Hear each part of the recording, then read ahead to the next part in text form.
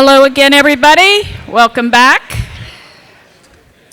Once again, the code for the first session was business. Is everybody, who has not, I'm going to call you out, who has not done the app yet? Everybody's done the app? Wow. Yay. Give yourself a congratulations on that one. Just a couple of notes. As I said, today after lunch we'll have the car passes for tonight. We are having some wines that folks have generously donated, and Sherry's putting prices on those, and those will all be available tomorrow. We ask that you pay $5 more than the price that's on the bottle. If you want it, the first one gets it. So we're going to do an auction, but it was just going to be too complicated, so we'll take anything we can get at this point. It's my pleasure right now to introduce Ken Hart with Peacock and Lewis, who is going to introduce our first speaker of the day, Josh Foer.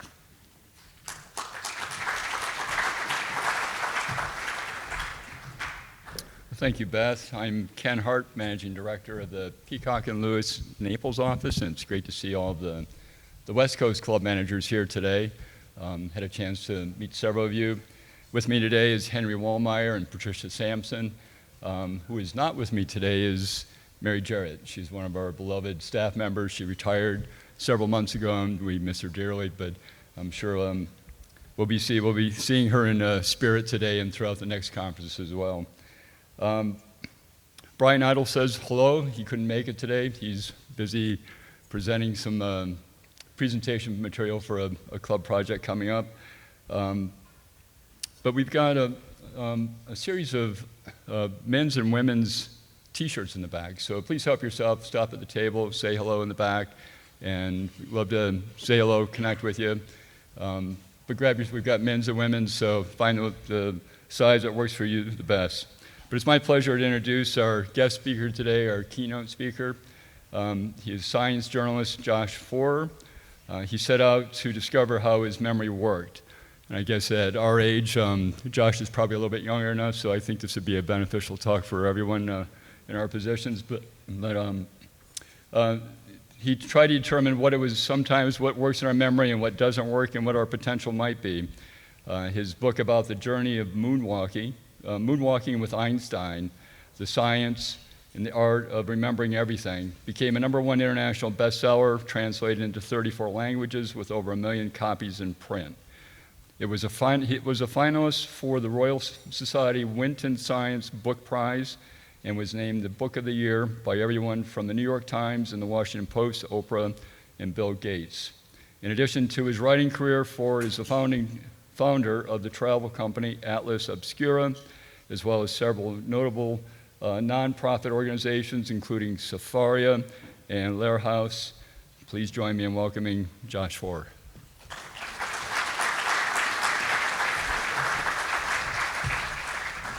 All right, wonderful to be with all of you here today. I'm here really to tell you about the craziest thing that ever happened to me.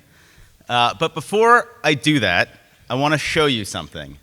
So this is a list of 100 random words, completely random: apple, ear, banana, mango, flatulence, thought, pear, silence, plum, decapitate. If I said to you, you've got 15 minutes to commit that list of 100 random words to memory, you got to do it in perfect order, and you can't make any mistakes. How many of you think you might have a chance of being able to do that? All right. Yeah, that's basically what I thought. I also scoffed the first time that somebody said that that was within the realm of human possibility, but I promise you that it not only is it, but 30 minutes from now, everybody in this room is going to understand, at least in theory, how to do it yourself. Okay. So my background is I'm a science journalist, and a few years back, I was sent by Slate magazine to go cover this totally wacky-sounding contest called the United States Memory Championship. And I didn't really know what I was showing up for. I thought this was going to be like a bunch of freaks of nature, that this is going to be the Super Bowl of savants, you know, like people from the long tail of humanity's bell curve. And I showed up, and it was a bunch of men and women who were widely varying in age, widely varying also, by the way, in hygienic upkeep, who were performing the most utterly miraculous feats of memory. So they were memorizing hundreds of random numbers after looking at them just once. They were memorizing the names of dozens and dozens and dozens and dozens and dozens of strangers who they'd never met before, first and last names. They were memorizing entire poems in just a few minutes. There was one event at this contest where they were memorizing the order of a shuffled pack of playing cards in under 2 minutes. And I said to myself, well, this is like totally amazing, but I'm not sure that there's really anything I can learn from these people, right? These are people who are not at all like me. And then I met this guy. So this is Ed Cook, and he had come over to the US as sort of like a spring training for the World Memory Championships, which were going to be held that year in Kuala Lumpur, Malaysia. He was one of the best competitive memorizers in all of Europe. And I met him outside the competition hall. He was smoking a cigarette, and he says to me, you know, anybody can do what these guys can do. They don't have extraordinary memories. They've all trained themselves using a set of ancient techniques, tricks that were invented over 2,500 years ago, tricks that were once widely known and widely practiced. These were the same tricks, by the way, that Cicero had used when he memorized the speeches that he gave on the floor of the Roman Senate. These were the same tricks that medieval scholars had used to memorize entire books, that Roman generals had used to memorize the names of hundreds, thousands of soldiers under their command. And he said, you know, once upon a time, like everybody kind of knew how to do this. And then writing came along, and books, and to say nothing of iPhones and ChatGPT. And basically, these techniques have been lost. But anybody can do it. In fact, even you could do it. And this was when my journalist alarm bells started going ding, ding, ding, ding, ding. This sounds really interesting. And so I said to him, you think you could teach me? And he said, yeah. And I ended up spending the better part of the next year under this guy's wing, basically with him teaching me everything that he knew. And I spent that year trying to also understand just how my memory worked and why it sometimes didn't work and what its potential might be. Now, a few years back, a group of researchers at University College London, they had pretty much the same question that I had at that moment and that I bet you might have right now, which is, okay, so how does this work? And they brought a bunch of these memory champions into the lab, and they gave them every possible test. They thought, okay, so maybe these guys are just smarter than the rest of us. And they gave them a bunch of cognitive tests, and the answer was no, they were not any smarter than average. They thought maybe these memory champions have brains that are somehow anatomically, structurally different. Nope. They did find one really interesting and telling difference between the memory champions and the control subjects that they were comparing them to. Basically, when they would put these memory champions into an MRI chamber and look at what parts of their brains were lighting up when they would ask them to memorize numbers like 953 or people's faces or pictures of snowflakes, they found that the memory champions were activating different regions of the brain than everybody else. In particular, they were activating regions of the brain that are associated with visual and spatial memory. The same regions of the brain that they would be using if they were walking down a trail in the forest, if they were driving a car around their neighborhood, if they were navigating a resort. And it sort of raises a question, why would they be using their spatial memories, their spatial navigation, when they're trying to remember people's names? We're going to come back to that in a second. But first, so this is actually a picture of what those fMRIs looked like. First, though, I know I didn't mention this at the beginning of my talk, but this is going to be kind of an interactive session. And there are going to be some quizzes. So when I came up on stage, I read off a bunch of random words. There was 100 on the screen. I read off the first 10. I didn't tell you had to remember them. I didn't tell you there was going to be a test on them later. And I bet some of you actually caught a few of the words, right? And so here's what we're going to do. I'm going to read off a list of 10 words. Some of them were on that list of 10 words that I read off at the beginning. Some of them were not. And here's what you need to do. If you think that a word that I'm about to read off was on that list, I want you to raise your right hand. If you think that a word was not on the list, that you did not hear it, I want you to raise your left hand. Okay? Raising no hands is not an option. All right, so let's see how this works. Apple, right or left hand? Interesting. Height. Uh-huh. Silence. Super interesting. Fruit.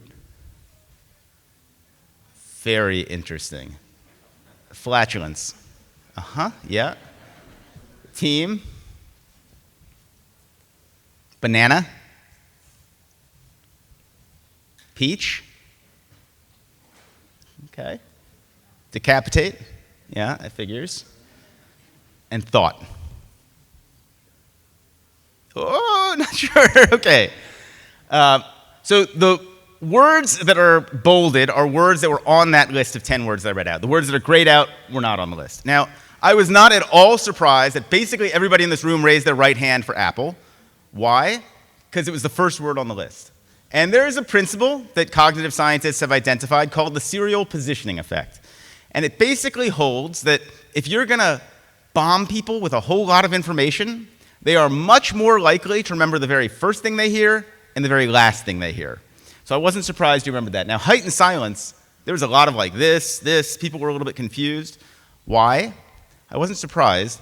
Height and silence are abstract ideas. You can't easily visualize them. And that's one of the other principles about memory that we're going to get into in a minute, is that it is very hard to remember abstract ideas. It's much easier to remember concrete, visualizable ideas. Now, fruit was super interesting, because a lot of you raised your right hand for fruit, but fruit was a false memory that I implanted in your minds. See, I read off a bunch of particular examples of fruits: banana, mango, peach, not peach. And when we hear a bunch of specific examples of a kind, our mind just naturally sort of goes to that next level up and abstracts it. Now, this is the natural entropic principle of memory that every marketer who's trying to position a unique consumable in the competitive marketplace that they have to fight against, is that our brains naturally don't want to pay attention to the particular. Likewise, everybody remembered decapitate. Why? Because it's gory. And this is a principle that goes back to antiquity and some of the oldest writings about memory. If you want to make something memorable, make it funny, make it weird, make it gory, make it easy to visualize. Excuse me. Now, there are dozens of cognitive biases that have been identified by psychologists. And basically what these memory champions are doing is hacking these cognitive biases so that they can remember better using principles of how our minds naturally work and the kinds of information that our minds naturally find more memorable. So this guy right here is Ben Pridmore. He's a friend of mine. He is a 3-time world memory champion. And on the desk in front of him right there are 36 shuffled packs of playing cards that he's about to commit to memory in under an hour, which is crazy. There's actually, since this picture was taken, his record has fallen. The new record, which is held by a young North Korean girl, is 48 decks in under an hour. And Ben did this using a technique that he invented, and at the time he was the only person who had figured it out. And I think what's most incredible about Ben is that he doesn't have an extraordinary memory. He taught himself to do this. He actually taught himself how to memorize the precise order of 4,140 random binary digits, like 1, 0, 0, 1, 1, 1, 0, 1, in half an hour. Again, that record has fallen to another young North Korean girl, a different one, who it's now over 7,400 digits in half an hour. And all of the techniques that are used in these memory championships, and the techniques that we can actually use not just for memorizing random binary numbers, which might not sound that useful, but important information in our everyday lives, all of these techniques come down to a basic principle. It's called elaborative encoding. elaborative encoding. And it's well demonstrated by a famous paradox in psychology. It's called the Baker-Baker paradox. And it goes like this. If I say to two people, if I say to you, ma'am, remember that there is a guy named Baker, okay? Capital B Baker, that's his name. And I say to you, sir, remember there's a guy who is a baker, like that's his job. And I come back to you, let's say like 3 weeks from now, run into you on the street. I said, do you remember I gave that talk? Do you remember I mentioned a word? Do you remember what that word was? The person who is told that the guy's name is Baker is less likely to remember the very same word as the person who is told this guy's job is that he is a baker. That's weird, right? It's the same word. Why is there a different amount of remembering? Well, the proper noun baker doesn't actually mean anything to us. It's untethered from all of the other memories floating around in our skulls. But the common noun baker, lowercase b baker, when we hear that, we're like, a baker. I know what a baker is. A baker goes to work early in the morning. They come home, they smell great. They've got funny hats. They have flour all over their hands. And we immediately start inserting all of these associational hooks into the word the second that we hear it. The entire art of remembering better, both in these championships and in everyday life, is about figuring out how to transform capital B bakers into lowercase b bakers. How do we take information that is otherwise untethered, otherwise not that meaningful, and make it meaningful in the light of all the other things that we already know about? So I want to get like super concrete about this now. I want to talk about how to remember people's names. So whether we like it or not, we are all competing every single day of our lives in a memory championship event called Names and Faces. We meet people, and we've got to remember their names. So I want to tell you about how a US memory champion might remember people's names, but first I want to introduce you to a few of my friends. So that's Mike, that's Abby, that's David, Donald, Beth, actually that's Ann, excuse me, that's Bill, and that's Beth. Now, if I said to you, you had to, remember all those people's names, you just met them outside while you were, networking, having a cup of coffee, whatever, how many of their names do you think you would remember a week from now? Maybe 3? Maybe 4? I'm going to show you how a US memory champion would do this. So, there are basically 2 rules of remembering people's names. The first rule is the simplest. It's that you just got to be paying attention. Right? Like most of the time when we don't remember somebody's name, it's because we weren't listening. Right? The first rule is you have to be paying attention. And instead of thinking about that first, funny conversational gambit that's going to endear you to the person, instead when I approach somebody and I want to remember their name, I'm thinking this. What's your name? What's your name? What's your name? What's your name? What's your name? What's your name? What's your name? What's your name? And that forces me to pay attention. The second rule, and this is really the one that goes back to antiquity, is that if you want to remember somebody's name, you've got to figure out some way to engage that visual memory. You've got to figure out some way to attach something about the way that person looks, the way they're carrying themselves, to the sound of their name. And that's going to give you an associational hook to make a baker into a baker. So let me make this real concrete for you, how I would do this. If I meet Mike, I immediately look at Mike and I say, all right, what is distinctive about Mike? He's got this great, amazing, enviable, boy, do I wish I could grow a beard like that, just massive hair there. So what I'm going to do is I'm going to take a picture in my mind's eye. I'm going to imagine Mike with a beard full of Mikes. And I just take a minute to make that mental snapshot.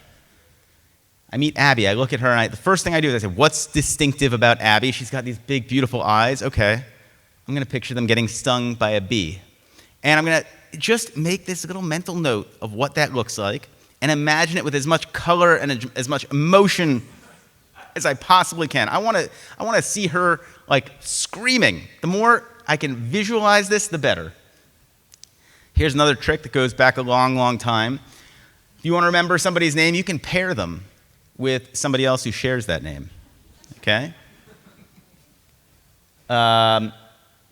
I look at Donald, and I say, what's wrong with Donald? Donald doesn't have any eyebrows, so I'm going to give him some. And by the way, it really helps when you're doing this to be a bit of a judgmental schmuck, because like I'm looking, every person I meet, I'm like, what's wrong with this person? How am I going to remember their name? Anne. Anne happens to have a beautiful head of hair. I'm going to picture it teeming with ants. Bill, his nose is a little crooked. I'm going to give him a Bill. And Beth, well, this is another piece of advice that goes back literally 2,500 years to the earliest writings on how to train your memory. If you want to make something memorable, make it a little sexy. I'm going to put Beth in the bath. Okay. So you can do this with every possible name. Jim goes to the gym. Alice has head lice. Ben, Big Ben. Doug's got a shovel. Barbara, barbed wire. Alex drives a Lexus, et cetera, et cetera, et cetera.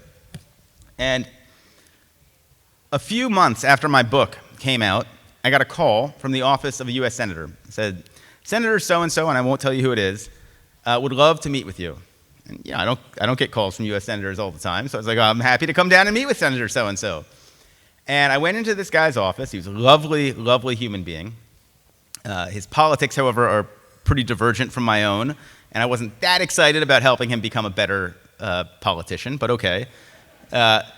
He says to me, look, in politics, the most important skill you can have is remembering people's names. And I work so hard at this. And he went to his desk drawer, and he pulled out a sheaf of papers.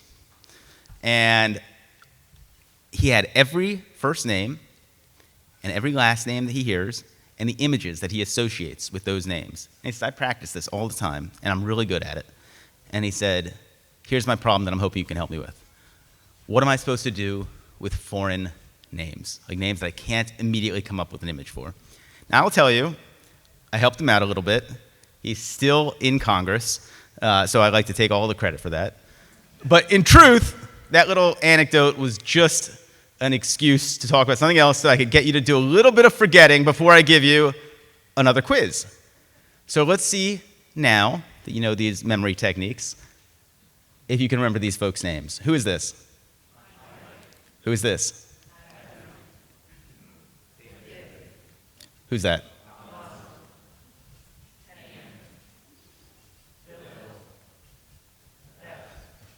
Congratulations. Give yourselves a hand. I think you are ready to compete in the U.S. Memory Championships. All right.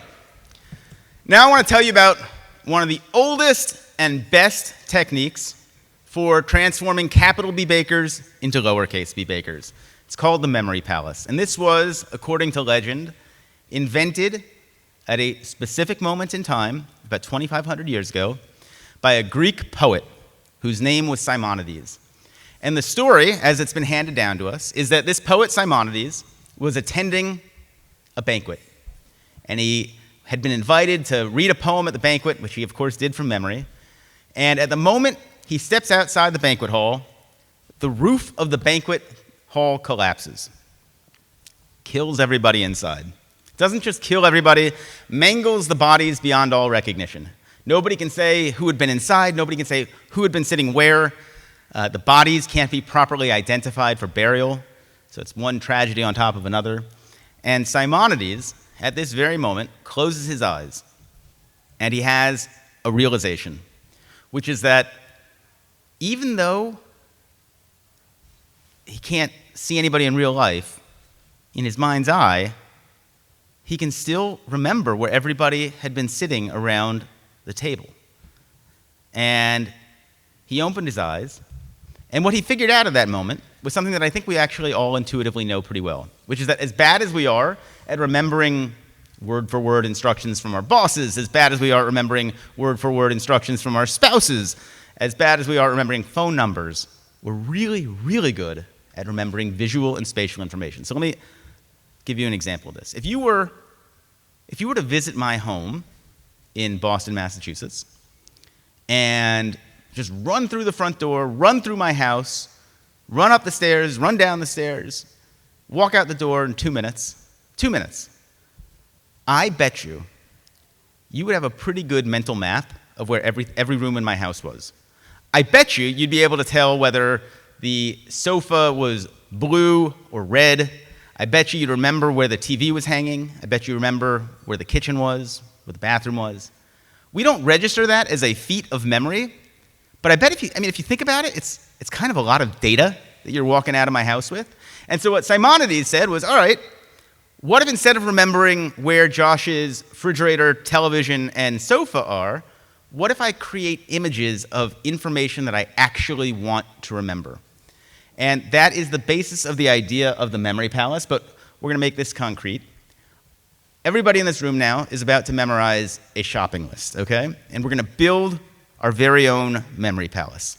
So what I want you to do is picture yourself outside the front door of your house. I actually want you to close your eyes and imagine yourself standing right outside the front door of your house. And we're going to remember the first word on that shopping list, which is milk. So what I want you to do is imagine yourself having a gallon of milk poured over your head outside the front door of your house. Imagine the feeling of the dairy dripping down your body, what it would smell like, what it would feel like. Picture that. And then I want you to open the door of your house, and on the other side of the door of your house, I want you to picture the second word on our shopping list, which is eggs. Now, if you just pictured eggs, that wouldn't be very interesting. We need to make it colorful, weird, funny, strange. I want you to picture a chicken juggling 3 eggs. Because if you saw a chicken juggling 3 eggs in real life, you would simply never forget that, right? Now, I want you to turn to the right in your house. Whatever room you're about to enter, let's say I'm going to go into my kitchen here, and I want you to picture the third word, which is spaghetti. I want you to picture Chef Boyardee. Remember him with the big hat? I want you to picture him breaking some spaghetti in 2. Hear that crack, and he drops it into a big pot of boiling water, and the water boils over. And I want you to go into the next room. The next word is cottage cheese. Cottage cheese. I want you to picture in the next room of your house, I'm now going into the dining room in my house. I want you to picture a kiddie swimming pool filled with cottage cheese, and I want you to picture the sexiest person you can imagine bathing in that cottage cheese pool, okay? This should be an image that you never forget. And then you're going to go into the next room. The word is bananas. I want you to picture the person that you hate most in the world slipping on a banana and breaking their back in the next room of your house. And then the next word is olive oil. We're now going into the next room of your house. I'm getting close to the base of the stairs, and I want to picture, you remember olive oil from like Popeye the cartoon? Olive oil is actually pouring olive oil on the floor of your house, and Popeye, shirtless Popeye, comes slip and sliding down the floor of your house. And then the last word is going to be red wine. I want you to picture somebody stumbling around drunk with a bottle of red wine. To remember that it's red wine and not white wine, make it a famous communist, make it Fidel Castro stumbling around drunk with a bottle of red wine, okay? Now open your eyes. If we go back to your front door, do you remember what the first word was? If we open the door, what's the second word? And then we go to the next room and it's? And then in the next room? And then? Yeah. Good, and then what's after that? Okay, and then? Red wine, you got it. So that was 1, 2, 3, 4, 5, 6, 7 words. Do you see how you could just keep going and get to 100 words? I'm here to tell you that as impossible and unlikely as that sounds, it is actually relatively trivial if you've got a big enough house. This doesn't work if you live in a New York City studio apartment, but if you've got a big enough house, you can just keep going because your visual and spatial memory is that good. If you just create funny, strange, weird images, if you use your imagination, your memory will take care of itself. You won't believe me until you try it, and I recommend that everybody in here try it. So now, these techniques weren't invented for remembering random numbers. They weren't invented for remembering shopping lists. They were actually invented for remembering speeches. So they were originally created as tools of oratory and rhetoric. And Cicero, who wrote about this, Cicero, the great Roman orator, he said, if you want to remember a speech, let's say you got to get up and speak on the floor of the Roman Senate or deliver a toast at your brother-in-law's 50th birthday party, whatever it is, don't try and remember it word for word. Certainly, by God, don't read it off a piece of paper. because you won't sound like yourself, but don't try and remember it word for word. What you need to do is create a memory palace. The trick is you create an image of every topic that you want to talk about in your speech, and you put those images in, say, your house, and you walk through your house, and that's your blueprint for your speech. So you know the phrase topic sentence? You ever wondered where that comes from? Topic is comes from the Greek word topos, which means place. And that's actually a vestige of when people used to think about giving speeches in these kinds of spatial terms. The phrase in the first place, you know, like in the first place, in the second place, that's in the first place of your memory palace. That's where that comes from. And that's the trick for giving speeches. Let's talk about numbers. Now, this is a technique that I use almost every day of my life for remembering numbers. It's what memory champions use. It's really, really simple. It's based on a code called the major system. You could write this down if you want to, but don't, because it's on the internet. It's everywhere. You can find it in my book. It's a simple code that was invented in the 17th century. And the way it works is any number can be translated into a sound. So 0 is S, 1 is a T or a D sound, 2 is N, 3 is M, 4 is R, 5 is L, and so on. And the way it works is when you're checking into a hotel room, you're staying in, let's see, I'm in 2081. So I remember that I'm picturing two noses fighting in front of my hotel room, two giant noses. Wherever you have to remember a number, you create an image based on what the sounds from the major system tell you that image would be, those numbers would be. So let's give you an example here. If we had to remember the number 52, L and N, I would remember a lion. If you can fill in vowels however you want. You've got the consonants from the major system. You can invent whatever vowels go in between. If I had to remember 92, I could be a pen. It could be somebody named Ben. If I had to remember the number 14, let's say I was parking my car at space 14 in the supermarket, I would picture a giant monster truck tire rolling over my car, okay? Now let's say that I have to remember the number 529,214, like I'm, big 6-digit number. Well, I would just picture a lion drawing with a pen on a tire. That is actually the trick that memory champions use to remember thousands of random numbers in perfect order. And it's called the major system. It takes about 10 minutes to learn it, but you can use it for the rest of your lives. So this is what a memory championship actually looks like. It's like profoundly boring. It's like a bunch of nerds taking the SATs. And in fact, what you're looking at right here is pretty much like the highest drama that you can find at a memory championship. It's a guy, massaging his temples. And I'm a journalist. My job is to find drama, to find tension. And I realized if I was going to try and tell this story about these memory champions and how their minds worked, I needed to kind of walk in their shoes a little bit.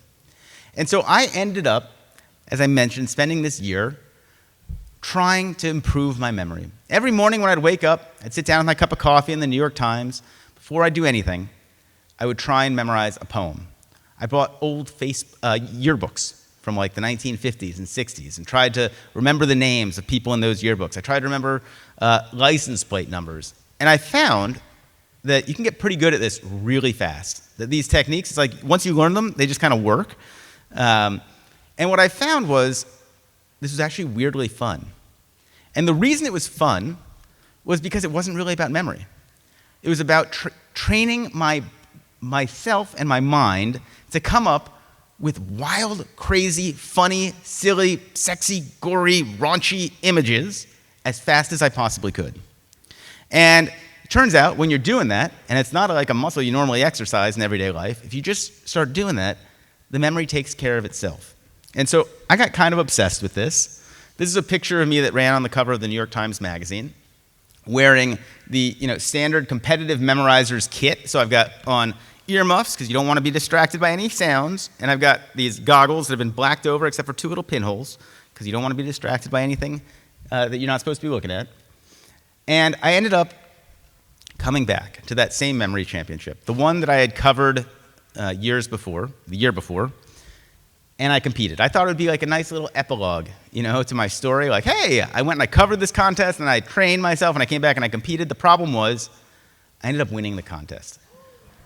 which really was not supposed to happen. And my first reaction was, oh man, this really screws up my story. And then I was like, oh no, wait, actually this is gonna be a much better story. Not only did I win the contest, I set a new record at the time by memorizing the order of a shuffled pack of playing cards in 1 minute and 30 seconds, which might sound impressive, but I promise you, by the standards of the International Memory Competitive Circuit, it's like totally unimpressive. The record now is under 20 seconds, which is about as fast as you can turn the cards over. And I ended up writing this book, Moonwalking with Einstein, about this experience. And what I can tell you is, it's really nice to be able to remember people's names. That comes in very handy every single day of my life. It is really handy to be able to remember numbers. I've been trying to teach my son, who's sitting here in the front, to remember poetry. But at the end of the day, like, these are just tricks. And they are tricks that work because they make you work. They work because they make you pay attention. They work because they make you try and find something interesting in whatever the information is that you're encountering at any given moment. And I am 100% confident that these memory abilities are latent inside of all of us. They are sleeping inside of all of us if only we bother to awaken them, if only we decide to remember to remember. So with that, I'd love to open this up to any questions you might have. Yes? You mentioned speeches and some techniques for, I guess, improving your ability to remember what you're going to say. Do you have any techniques for the audience to remember what you said?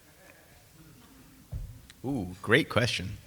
So one of the things I looked into a lot was note-taking, particularly. And there's a lot of science that has been done around how to be an effective note-taker.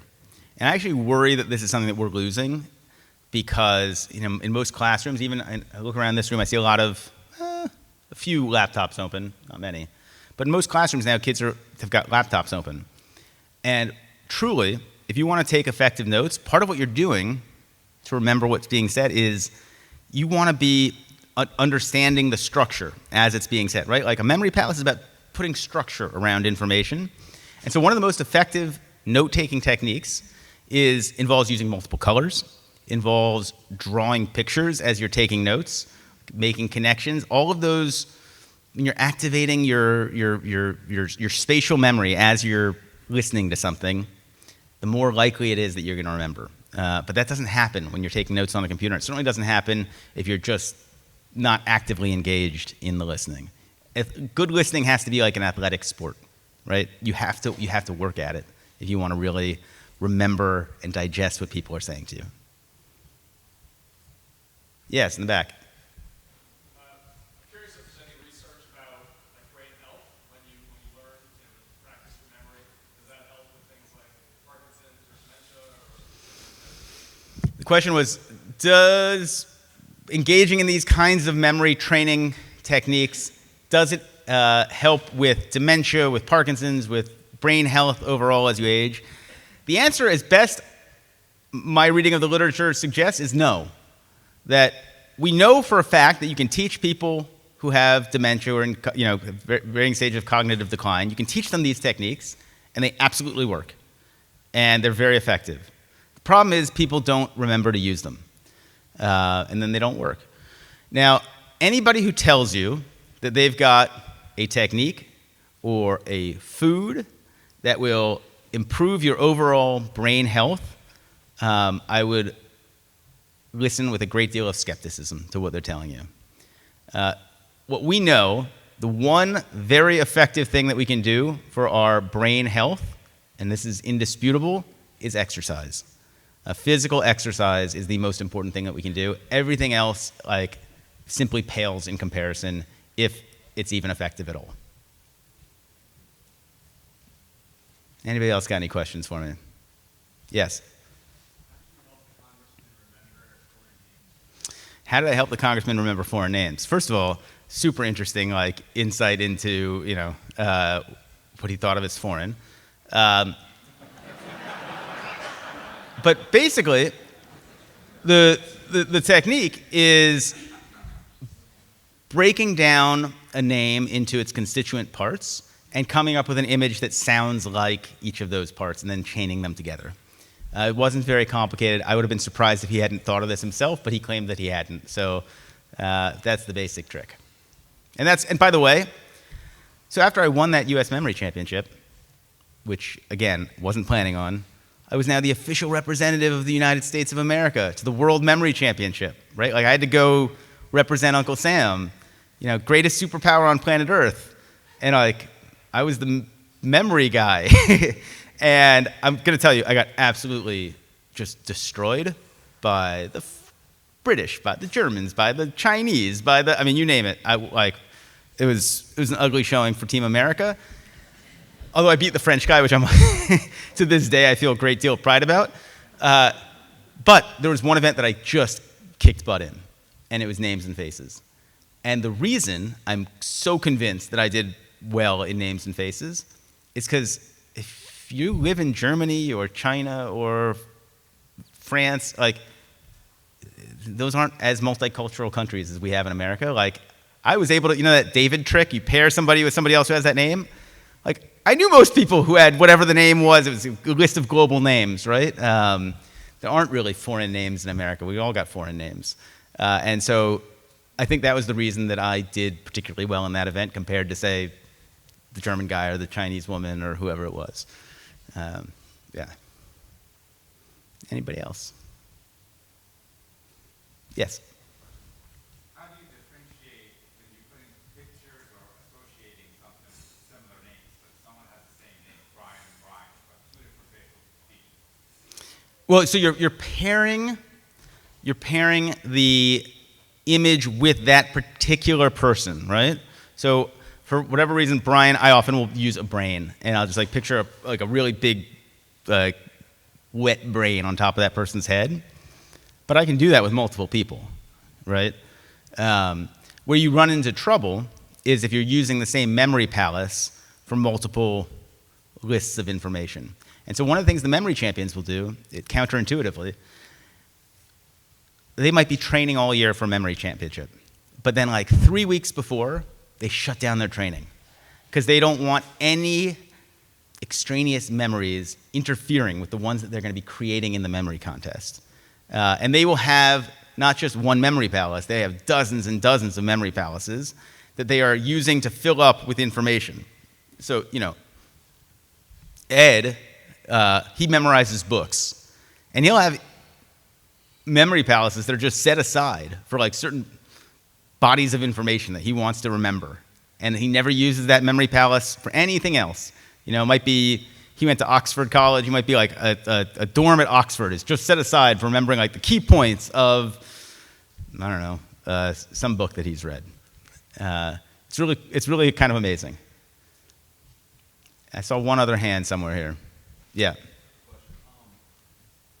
with music, I can hear a song that I've heard from junior high, it's a rap song. I can name off every lyric for that.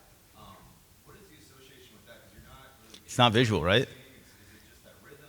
It's rhythm and meter and rhyme. So all of these things that are baked into music are basically structure. Music is in its own way a kind of memory palace. It's adding a layer of structure to information so that if the music's going up, right, or the music's going down, the rhyme is about to come. All of that is cueing what comes next. And one of the most effective techniques that we've gotten, I'm sure it's the way that you memorize the ABCs when you were a little kid, is putting it to song. That really works, and it's amazing how well it works. And we see it, and we don't even register. Oh yeah, I haven't heard that song in 20 years, and I know every word of it. Yes? Your mindset for memorizing a shuffle deck of cards. How did your thought process when you just see a random set of cards shuffled? So I'll tell you the trick that I used, which, and I didn't want to get into it here because it's a little bit esoteric, and unless you're going to Vegas, it's probably not that useful.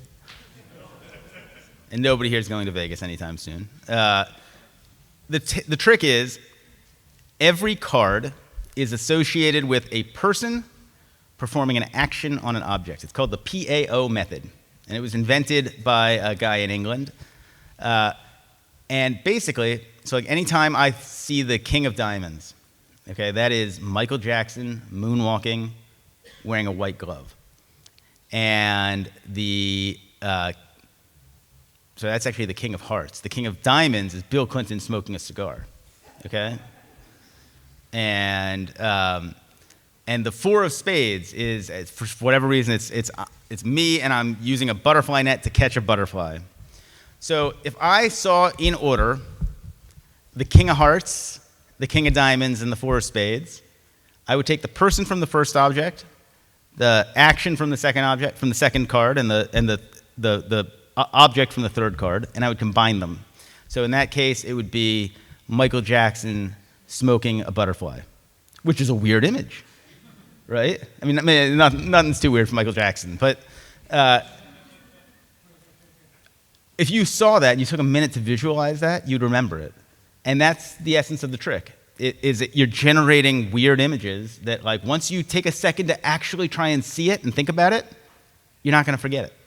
And then you put it in a room, and then you're going to see that image when you walk into that room. And until you've tried this, you won't believe how effective it is. It really, really, really works. All right, I think with that, I will say thank you. Enjoy the rest of the day.